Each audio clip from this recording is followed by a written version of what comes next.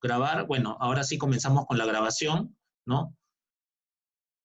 Le vuelvo a hacer las preguntas que le hice hace un momento. La idea es comenzar respondiendo la pregunta que quedó en el video que se preparó para esta práctica dirigida, ¿no? ¿Qué otros gastos,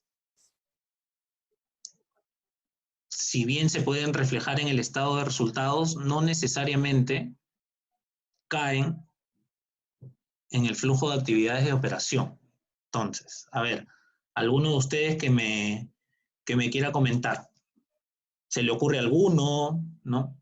¿Qué me dicen de los que van para recursos humanos? Dentro de los gastos administrativos podemos encontrar los gastos de personal. ¿Qué me dicen los que van a recursos humanos? A ver, chicos. La idea es que ustedes pregunten. Ya las pautas de la resolución ya se dio en el video que preparamos anteriormente. La idea de esto es que ustedes puedan plasmar sus dudas.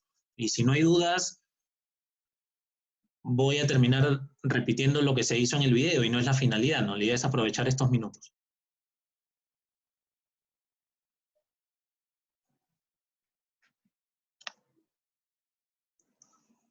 Lorena, ¿se te ocurre algo de los gastos de personal?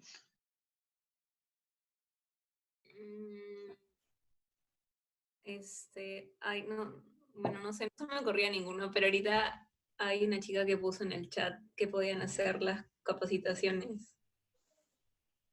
Efectivamente. Mira, ese tema es bien importante. Bien que haya realizado esa pregunta. Y el tema de las capacitaciones sí, porque ¿qué es lo que ocurre? Por lo general, en las empresas, las capacitaciones las determina recursos humanos. Recursos humanos va trabajando con diversas áreas y van levantando qué capacitaciones necesita el personal. Entonces, una vez que ellos definen eso, ellos presentan un presupuesto. Y dentro del presupuesto dicen, ok, en el año vamos a gastar 120.000 soles en capacitación. Lo cual se distribuye, siempre que se presentan estados financieros, ese tipo de gastos se distribuyen de manera lineal. ¿Qué quiere decir? Que todos los meses vamos a tener gastos por 10.000, por 10.000, por 10.000. Esos 10.000 mensuales o esos 120.000, pongan por ejemplo acá, en este caso, esos 120.000 irían divididos 60-60. Si acá tuviéramos un gasto de capacitaciones, iría dividido 60 en el primer semestre y 60 en el segundo semestre, a pesar de que esas capacitaciones todavía no se hayan dado, es decir, todavía no hayamos contratado al proveedor y todavía no le hayamos pagado. Sin embargo, en el estado de resultados ya se están registrando. Ese sería un ejemplo de algunos gastos que no se están viendo reflejados en el flujo de caja hasta que se realizan. ¿Por qué? Porque muchas de las empresas realizan sus gastos de manera lineal, es decir, de lo que ellos ya habían presupuestado, lo que ellos van realizando es ir presentando esos gastos de manera mensual, de manera linealizada en todo el año, en su contabilidad. Sin embargo, en el flujo de caja no está generando ningún tipo de desembolso. Entonces, eso podría ser un ejemplo. Otro ejemplo que se me viene a la mente es el tema, claro, de los viajes, de los viáticos, gastos de representación también. Muchas veces esos quizás se están desembolsando en determinado periodo, pero después cuando ya estos se regularizan, se presentan las declaraciones juradas, recién se imputan en el gasto, pero ya el desembolso ya se realizó. Entonces, esa sería una de las partidas en las cuales quizás el pago, el dinero ya salió, sin embargo, todavía no se ha regularizado y que todavía no se puede imputar a determinada cuenta del gasto, ¿no? O se tendría que generar una reclasificación. Entonces, hay ciertos temas así que derivan de la contabilidad. Hay uno que es el más importante de los recursos humanos, que es el tema del pago de las gratificaciones y de las ETS. Las gratificaciones se pagan tanto en julio como en diciembre.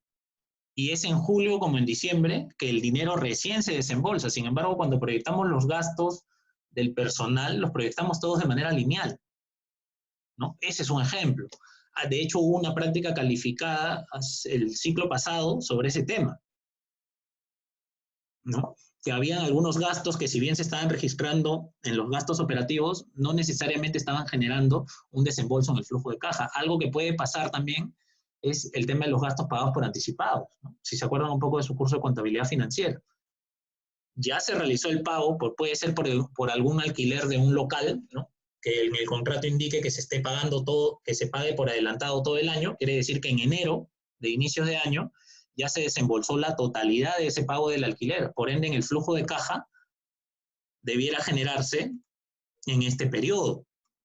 Sin embargo, el consumo, ¿no?, de ese gasto pagado por anticipado se va generando mes a mes, ¿no? Mes por mes se va registrando el mismo importe. Entonces, ese es otro ejemplo también. Entonces, así hay varios, y van a ver probablemente en su práctica calificada o en las siguientes dirigidas que veamos, vamos a tener más ejemplos de ese tipo. Entonces, con eso partimos de manera introductoria, ¿no? Y ¿qué otras preguntas? Me gustaría saber qué otras preguntas tienen relacionadas al caso, ¿no? El caso, recuerden que comienza con la depreciación y amortización. Y, a ver, alguien que me pueda comentar, ¿le quedó claro por qué en el primer semestre del 2015 y en el segundo semestre la depreciación es distinta? Silvana, ¿me puedes comentar si te quedó claro eso? Si está todo perfecto, si está todo bien, a ver una breve explicación de eso. Si no, pregúntame que yo lo puedo responder. O sea, es distinto porque en el segundo semestre se está tomando en cuenta la depreciación de las maquinarias. Por eso suma más. ¿O es por otra razón? Es efectivamente, es por eso, ¿no? Si nosotros nos damos cuenta, en la depreciación y amortización, tenemos que para el primer semestre es 17.500 y para el segundo 21.250. Y se debe a lo que menciona su compañera Silvana, es que en el segundo semestre nosotros estamos adquiriendo las maquinarias, ¿no?, por un valor de 150 millones. Y como las adquirimos en el primer periodo del 2015, al iniciar el segundo semestre, es por eso que se está generando recién la depreciación en el segundo semestre. En el primer semestre no hay depreciación de las maquinarias porque no hemos comprado todavía las maquinarias. Por eso es que es 17.500. Recién en el segundo semestre. Ahora, pregunta, ¿por qué seguimos considerando que la depreciación sigue siendo la misma de los activos actuales? Porque ya sabemos que aumentan 1.000 por los vehículos, pero ¿por qué siguen siendo 16.500?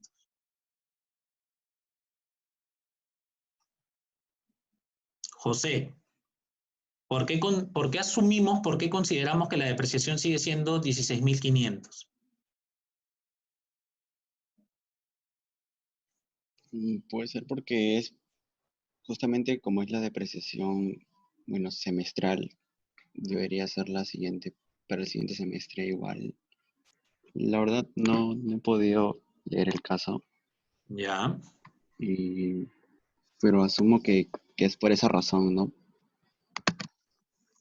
Sí, mira, va por ahí. Si bien aún no lo pudiste leer, tu respuesta es válida porque apunta a eso, ¿no? 16.500 sigue siendo la misma depreciación porque si nosotros nos damos cuenta, en el estado de resultados del año anterior, tenemos que la depreciación y amortización es 16.500. Y si revisamos bien el caso, en ningún momento nos indican qué sucede con la depreciación. No nos indican si esta va a subir, si esta va a bajar, si se va a mantener. Sin embargo, ¿qué sabemos nosotros? Que la depreciación de los activos se da de manera lineal. Y dado que la depreciación es lineal, quiere decir que si un activo lo compramos por 100.000 soles y este se deprecia en 10 años, cada año va a depreciar 10.000, 10.000, 10.000, 10.000 y 10.000. Entonces, eso es lo que ha pasado en el 2015. Vemos que la depreciación sigue siendo la misma. ¿Qué es lo que ha pasado? Nosotros si vemos en los gastos, si vemos en el flujo de caja, tenemos que en el flujo de caja el CAPEX del periodo ha sido cero, es decir, que no hemos comprado activo fijo. Entonces, producto de que no hemos comprado activo fijo, la depreciación sigue siendo la misma. Y como al cierre del 2014 no compramos nada, recién estamos comprando activos el 1 de enero del 2015. Y es en ese momento que se genera la depreciación de los vehículos. Sin embargo, de los activos actuales sigue siendo la misma. Es por ese motivo que 16.500 asumimos eso. El caso no nos dice nada. Sin embargo, bajo nuestro criterio, bajo nuestra lógica, bajo lo que conocemos de cursos previos, podemos conocer por qué es que la depreciación sigue siendo la misma. Y se agrega únicamente la depreciación de los vehículos y también de las maquinarias. Luego de eso, tenemos el tema de los ingresos financieros. Y ahí sí me gustaría que me pueda decir, Leonardo, si le quedó claro el tema de los ingresos financieros, ¿no? ¿Por qué era que salían 178? ¿Cuál era la lógica que estaba detrás? Porque el cálculo es sencillo, tenemos un importe y tenemos una tasa de interés, lo multiplicamos y llegamos a 178. Pero la idea es saber cómo es que hemos llegado a eso. Sí, no sé si podrás repetir esa parte de nuevo, ¿Ok? de los ingresos financieros. O sea, dices que es sencillo en sí el cálculo, ¿no? Pero Claro. no sabría decir exactamente cómo. Perfecto, no hay ningún problema. Para eso vamos nosotros al caso. Y en una de las premisas nos mencionan sobre la política de caja que vamos a tener nosotros. Nos dicen, a partir del 2015, Selim ha adoptado la política de mantener únicamente en caja 15 millones de soles. En ese sentido, cualquier endeudamiento tomado para llegar a esa meta, de ser necesario, no debería exceder en demasía lo indispensable para el cumplimiento de ese objetivo. ¿Qué es lo que nos están diciendo? Que la tesorería de Selima debe ser de 15 millones, no más ni menos, debe ser 15 millones. Y debiéramos nosotros como gestores financieros procurar que la tesorería se mantenga en ese importe. ¿Qué nos dicen de los excedentes? Cualquier excedente será depositado en cuentas bancarias, depósitos a plazo que redituarán una ganancia de 3% TEA, ¿no? ¿Qué más nos dicen? Con relación a los depósitos a plazo, estos se constituirán al inicio de cada periodo y los intereses se liquidarán al final del mismo. Entonces, ¿qué nos están diciendo? Que si tenemos excedentes de tesorería, tenemos que nosotros sacarlos de la tesorería y ponerlos en depósitos. Y estos depósitos nos van a generar intereses a nuestro favor. Si han leído su lectura del SBS, van a encontrar la diferencia entre tasa activa y tasa pasiva. Tasa activa es lo que le pagamos al banco por los préstamos que recibimos y tasa pasiva es la tasa que el banco nos paga por los depósitos que nosotros realizamos. Entonces, por lo general, la tasa activa siempre va a ser mayor que la tasa pasiva y la diferencia de esas dos va a ser el spread bancario, ¿no? Es la ganancia que tiene el banco. Entonces, como máximo, mi tesorería debe ser 15 millones y cualquier excedente yo debiera ponerlo en algún depósito que me genere intereses. Entonces, como me está diciendo el caso, me dice, estos se constituirán al inicio de cada periodo, es decir, al 1 de enero. Si estamos proyectando el 2015-1, quiere decir que al 1 de enero, el excedente que teníamos en tesorería lo vamos a depositar en una inversión de corto plazo, ¿no? Para ganar intereses. Asimismo, ese depósito me va a generar intereses, los cuales se liquidarán al final del mismo. ¿Qué quiere decir eso? Que yo dejo el dinero depositado el 1 de enero y el 30 de junio yo retiro ese dinero más los intereses que me ha generado. Y eso es lo que está pasando aquí. Nosotros tenemos en Caja y Bancos 26.950. Recuerden que el periodo final del periodo anterior es igual a mi saldo inicial de este periodo. En otras palabras, mi saldo inicial del 2015-1 es igual a ¿qué? Al saldo final del 2014. Es decir, mi saldo inicial al 1 de enero es igual al saldo final del 31 de diciembre del periodo anterior. Entonces, esos 26.950, yo le quito 11.950 y con eso cumplo mi premisa de caja exacta. Con eso ya tenemos mi caja exacta de 15 millones. Y la diferencia de 11.950 ¿Nosotros qué vamos a hacer con eso? Lo vamos a depositar en una cuenta que me va a generar intereses pasivos. Por eso es que para el 2015-1, nosotros consideramos los depósitos bancarios multiplicado por la tasa de interés pasiva, ¿no? Que la tenemos por aquí. Como pueden apreciar, ahí tenemos los depósitos bancarios multiplicados por la tasa de interés pasiva semestral. Y eso es lo que me va a dar los 178. Ojo, acá estamos poniendo datos del 2014, pero es lo mismo que decir 1 de enero del 2015, 1, ¿no? Y esto es el 30 de junio del 2015, 1, ¿no? Esto podemos decir que es el saldo inicial y esto es el saldo final. Carlos, Sí. entonces lo que es por norma de la empresa, ¿no? Tiene que haber 15.000 en caja. Sí. Y el excedente es lo que se pone en el banco y ese 178 es el primer interés que obtuve de ese excedente y está a mi favor. No es algo que yo pago, sino es algo que yo recibo. Efectivamente, es algo que tú recibes por los depósitos. Los puedes haber puesto en un fondo mutuo, en un depósito overnight, puedes haber hecho las múltiples operaciones de inversión con tu dinero y eso te ha generado un interés a tu favor. Por eso es que en el estado de resultados, eso va como flujo positivo. Ya.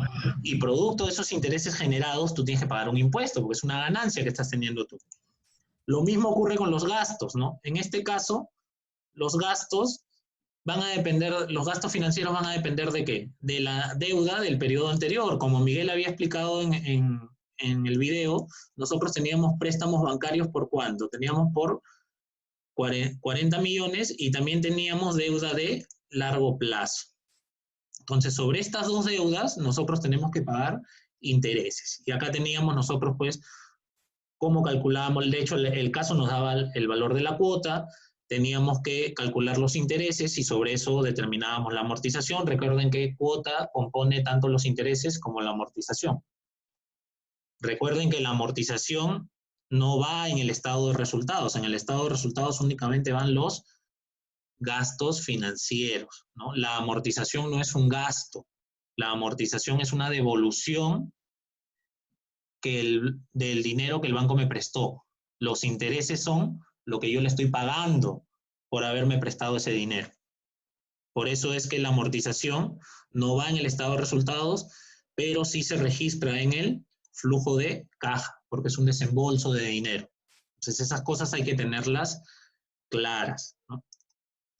Luego de eso procedemos con el impuesto a la renta, que es simplemente una tasa que multiplicamos a la utilidad imponible y con eso llegamos nosotros a la utilidad neta.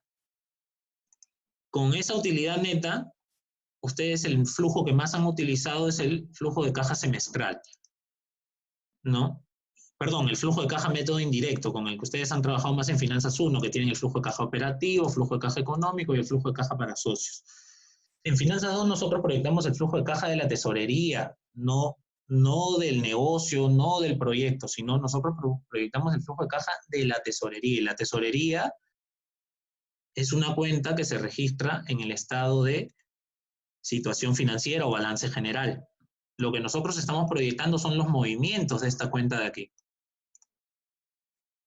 ¿Y por qué hacemos eso? Nosotros hacemos esa proyección porque queremos saber si vamos a tener excedentes de efectivo o vamos a tener algún déficit y por lo cual necesitamos pedir prestado. Ustedes están viendo ahora todos los esfuerzos que está haciendo el gobierno para poder inyectar dinero en la economía y básicamente financiamiento para las MIPES, ¿no?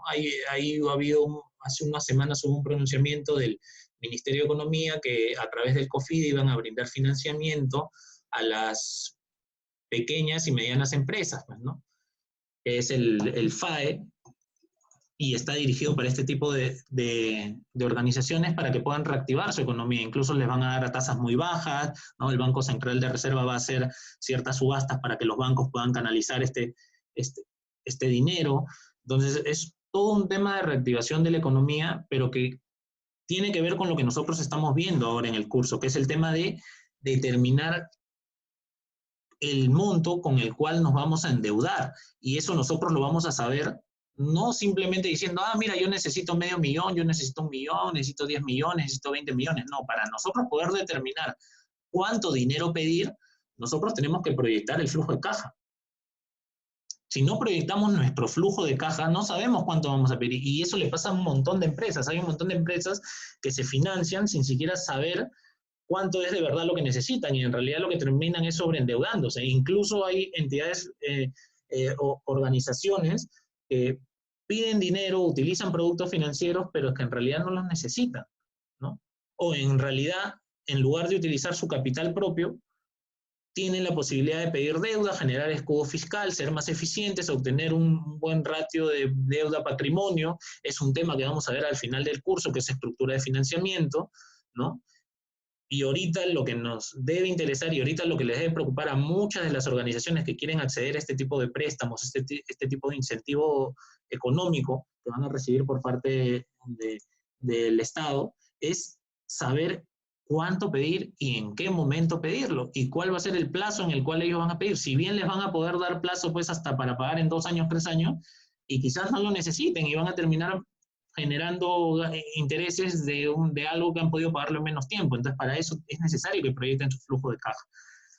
Es la base principal de finanzas y es la base principal de este curso, saber proyectar el flujo de caja de la tesorería, porque ese es el principal insumo que nos va a determinar cuánto pedir y en qué momento pedir. Por eso es que ustedes ven acá que en endeudamiento nuevo, esto de acá, cuando ustedes han intentado resolver el caso, se les dio la apreciación de que esto de acá lo borren, ¿no?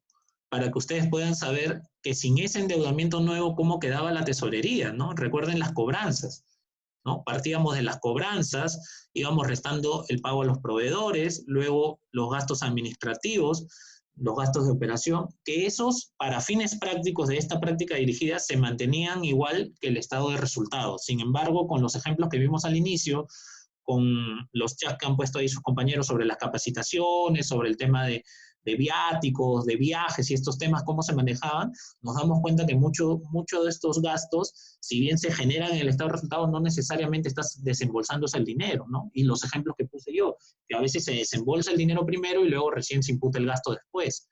Y se va haciendo incluso de manera progresiva, ¿no? Como es el pago del anticipo del alquiler que nosotros si hubiésemos alquilado algún local, ¿no? Y luego de eso llegábamos a los flujos de actividades de operación. Acá, chicos, lo que ustedes tienen que tener presente, y es como les mencionaba yo en el video, es que el flujo de caja mediante el método directo es el método que prima en el corto plazo. ¿Por qué? Porque me permite tener de manera detallada cuáles son los flujos que se están generando, cuáles son aquellas partidas que me generan excedentes y cuáles son aquellas que me generan déficit. ¿Y esto para qué me va a servir después? Les comento yo un poquito lo que van a ver ustedes en la siguiente práctica dirigida. En la siguiente práctica dirigida ustedes van a ver lo que son líneas de crédito bancarias. Es decir, si en esta práctica dirigida nosotros teníamos que ver cuánto dinero pedir porque nuestro saldo final de tesorería no llegaba a los 15 millones, como pueden apreciar acá, en las siguientes clases ya del curso no solo vamos a decir, ok, tengo que pedir tanto y tengo que pedirlo en tal periodo, sino vamos a definir qué producto financiero específico vamos a utilizar. Porque como le comentaba el profesor Leandro en los casos que él estaba trabajando, les hablaba algo de las letras, de las facturas negociables y todo este tema. Hay financiamientos específicos, hay financiamiento para las letras, hay financiamiento para las facturas negociables, hay financiamiento para el inventario, hay financiamiento para las compras, hay financiamiento en general para el capital de trabajo y tenemos productos financieros específicos para cada una de nuestras necesidades de financiamiento. ¿Cómo se generan nuestras necesidades de financiamiento? Como ustedes han podido apreciar, va a depender mucho de cuál es mi esquema de cobranzas y pagos que tenga yo en la organización. Recuerden que, como vimos en el video, lo que yo estoy cobrando ahora no necesariamente es lo que yo he vendido en este momento, a menos que las ventas sean al contado. Por ejemplo, si yo le doy a mi cliente un crédito de 90 días, lo que le he vendido hoy, lo registro hoy en el estado de resultados, pero recién lo voy a generar en el flujo de caja en 90 días. ¿Y qué pasa si la organización necesita el dinero hoy? Yo no le puedo decir a mi cliente, no, págame ahorita, porque mi cliente me dice, no, ¿sabes qué? Me voy con la competencia que me vende un producto similar al tuyo, pero que me da crédito. Entonces, yo como vender, y ese es un aspecto comercial, que quienes he escuchado algunos que van al área comercial, es un tema importante en la negociación que se tiene con con los clientes, ¿no? ¿Cuál va a ser el plazo que se les va a dar para que ellos puedan aceptar comprar nuestros productos, aceptar firmar un contrato y que se ejecute el ejercicio de compra y venta, ¿no? Entonces es muy importante el tema del crédito, y no solo desde el punto de vista comercial, sino desde el punto de vista del financiamiento, porque si yo como empresa le doy crédito a determinado cliente o a todo un grupo de clientes le doy crédito, pero yo necesito el dinero hoy, ¿qué es lo que puedo hacer? ¿Qué producto financiero puedo utilizar? Sí, ya sé que tengo que pedir deuda, porque miren cómo está mi saldo final de tesorería. Incluso en el segundo semestre tengo un saldo negativo. El papel lo va a aguantar, el Excel aguanta, pero eso en la práctica va a llegar a cero y después me voy a sobregirar con mis cuentas, después voy a incumplir con mis pagos y me pueden generar multas, porque si no le pago a mis trabajadores a tiempo me caen multas, si no le pago a mis proveedores a tiempo ya no me van a querer dar crédito, no me van a querer vender, entonces genera todo un problema operativo complicado, ¿no?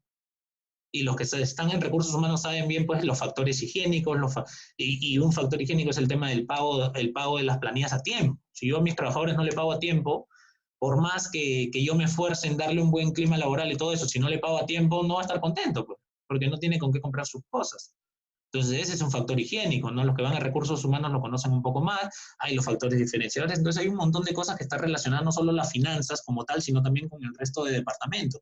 El tema de la logística, cuando hacen las compras a los proveedores, ¿cómo pueden negociar si tu empresa es mala pagadora? ¿No? ¿Cómo obtienen un buen contrato de compras si la empresa es mala pagadora? No puede honrar sus deudas. Entonces, todos estos temas son importantes y esto se ve reflejado en el flujo de caja de la tesorería. Y acá ustedes, chicos, tienen una ventaja porque cuando he tenido yo acercamiento con chicos de otras universidades, de otros sitios, ellos muy enfocados en analizar pues, los estados financieros únicamente desde el punto de vista de la rentabilidad. Y solo miran estados de resultados, hacen su análisis vertical, análisis horizontal, pero no miran la importancia del flujo de caja. Y esto es alguien que si está metido en tesorería tiene que saberlo muy bien. Pero eso también tiene que saberlo el gestor financiero, que quizás no trabaje en el área de tesorería, pero tiene que saberlo. ¿Por qué? Porque impacta en la forma en cómo nos financiamos en las organizaciones. Siguiendo con esto de acá, vemos que acá el CAPEX tiene 10 millones y 150 millones, ¿no? Estos 10 millones son de los vehículos y estos 150 millones son ¿de qué? ¿A qué corresponden estos 150 millones, chicos? Silvana, ¿estos 150 millones a qué corresponden?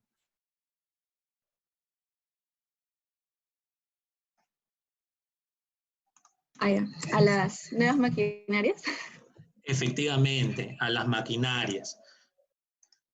Y estos 105 que están acá como deuda nueva, ¿de dónde han salido?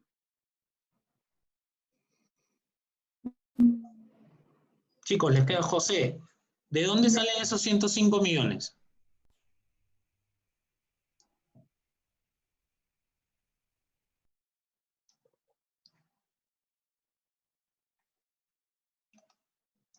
José. A ver. Leonardo.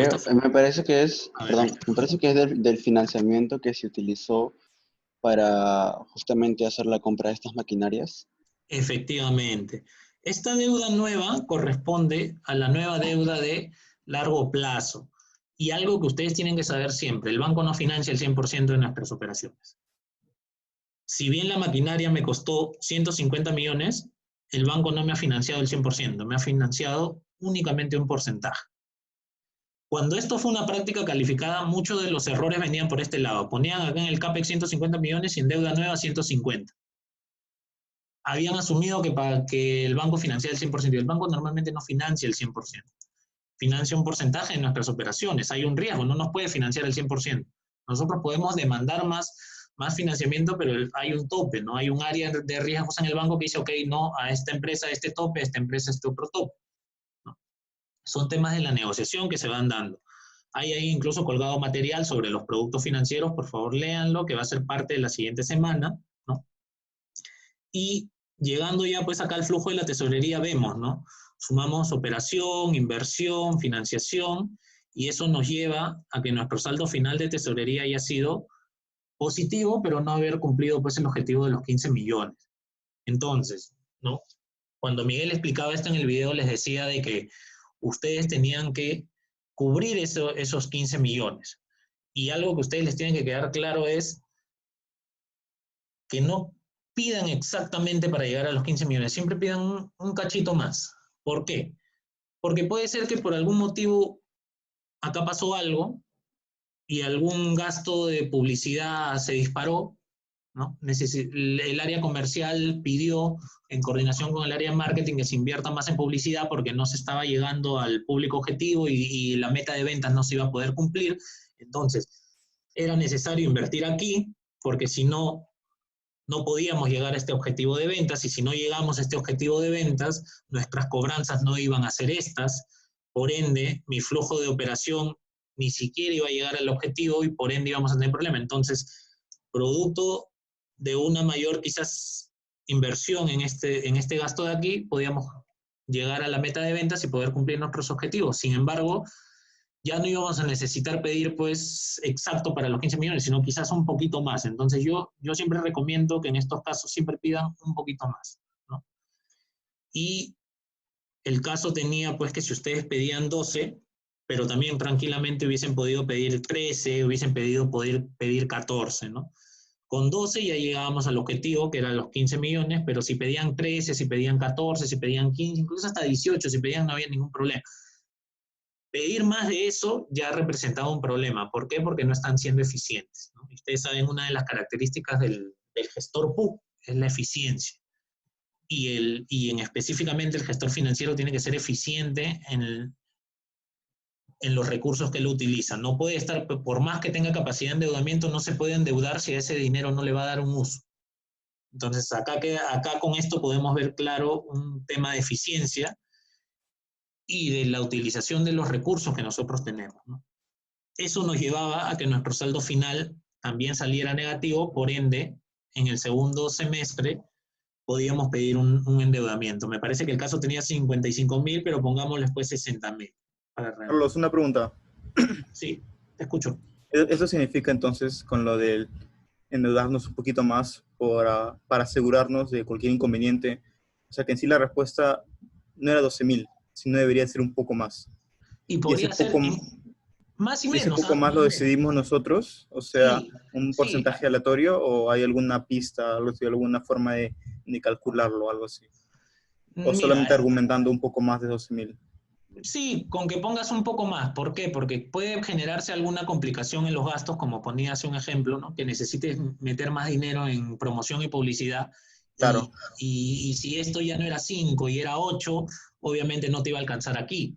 Entonces quizás pidas un poquito más, pero no te excedas tanto, ¿no? No pidas 40, no pidas 50 cuando necesitas 12. O sea, yo te digo máximo tírate hasta 15, no te vayas hasta 40, 50 porque no tiene sentido, ¿no? Ya pasarías a ser un buen financiero a pasar a ser un mal financiero porque estás pidiendo más dinero del que vas a utilizar.